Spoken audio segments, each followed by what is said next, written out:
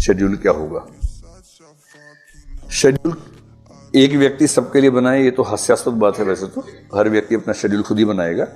एक बेसिक सा आइडिया हम डिस्कस कर सकते हैं, उसको कस्टमाइज करना है अपने हिसाब से। बेसिक बात जो है, डेली शेड्यूल में 3 कंपोनेंट्स का ध्यान रखिए। पहला कंपोनेंट है कि करंट अफेयर्स को बिल्कुल भी मिस मत कीजिए।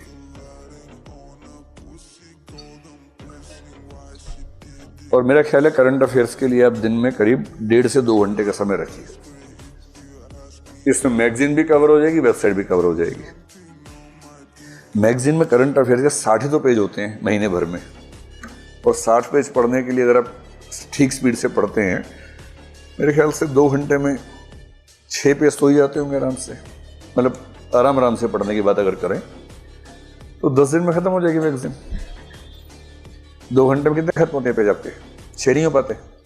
6 तो बहुत कम बोल रहा हूँ मैं, आराम से बता रहा हूँ। 6 तो कुछ बात ही नहीं, उसमें तो ज़्यादा ही पढ़ते होंगे। मैं तो बहुत अच्छे से अंडरलाइन करके साथ में नोट्स लिखते हुए उसकी बात कर रहा हूँ कि 6 पेज कर लेते होंगे आप। कुछ लोग 8 भी करते होंगे, 10 भी करते होंगे, कुछ तो 60 भी कर लेते होंगे।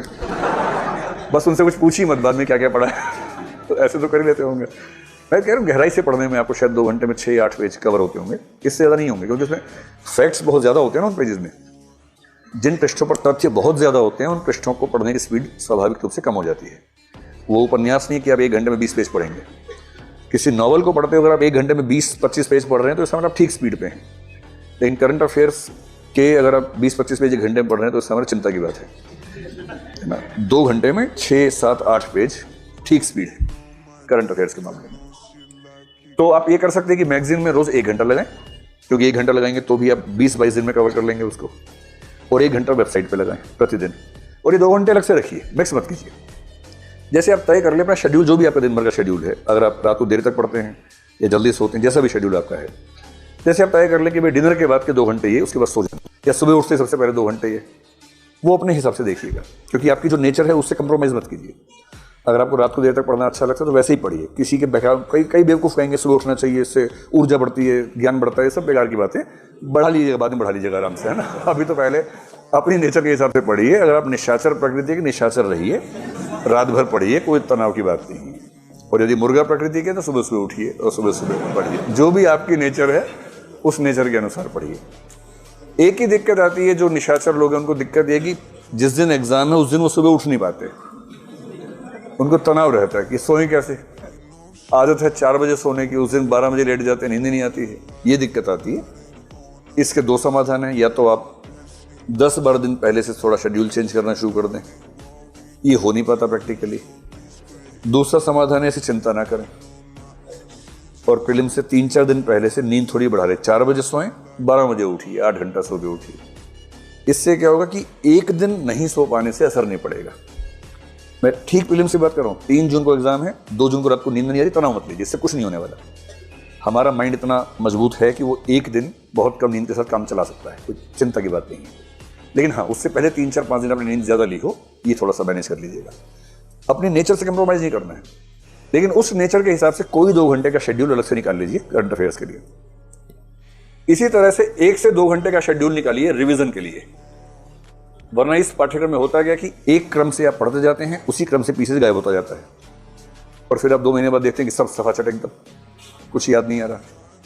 फिर आपको लगता है कि याद तो नहीं आ रहा, वो 2 महीने गए कहाँ मेरे जीवन के, जो 2 महीने मैंने गुजारे थे इसमें, कुछ चले कहाँ गए। तो अगर आप चाह रहे हैं कि उस समय का मूल्य रहे तो दिन में कम से कम 1 से 2 घंटे का समय रखिए केवल रिवीजन का। पिछले सप्ताह में जो भी पढ़ा है उसको फिर से तेजी से पढ़ लीजिए। मनोविज्ञान में एक सामान्य बात है कि जिस चीज़ की रिवीजन आपने 3 बार कर ली, वो चीज़ आप आराम से भूल नहीं सकते। और 3 रिवीजन का मतलब है जिस दिन पढ़ा उसी दिन कर लीजिए। एक बार वीकली रिवीजन, एक बार मंथली रिवीजन कर लीजिए।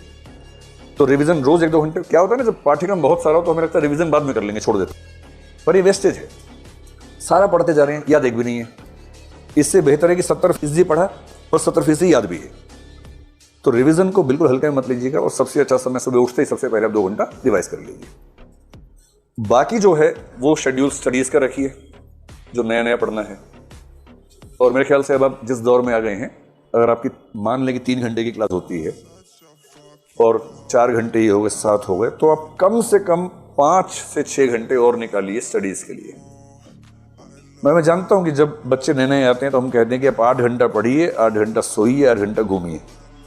8-8-8 का नियम बताते हैं शुरू में, और नए नए बच्चों के लिए होता है। अब आप बच्चे छोड़ना है, अब आप बड़े हो गए हैं।